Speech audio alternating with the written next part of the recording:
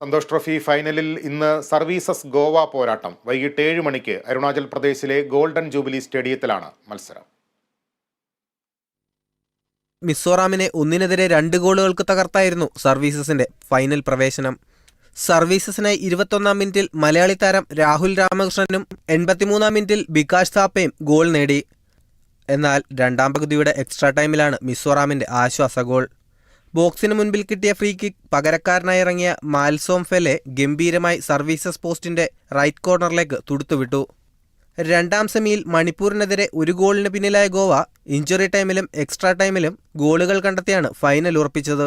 കളി തുടങ്ങി 7 മിനിറ്റിനുള്ളിൽ 2 തവണ മണിപ്പൂർ ഗോവയുടെ ബോക്സിലെത്തി.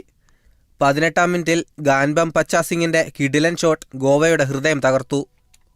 എന്നാൽ രണ്ടാം പകുതിയുടെ ഇഞ്ചുറി ടൈമിൽ പകരക്കാരനായി ഇറങ്ങിയ നെസ്സിയോ മരിസ്റ്റോ ഫെർണാണ്ടസ് ഗോവയ്ക്കായി സമനില കണ്ടെത്തി.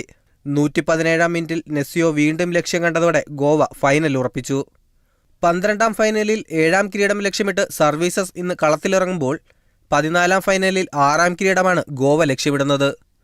Sports desk, Kerala vision news.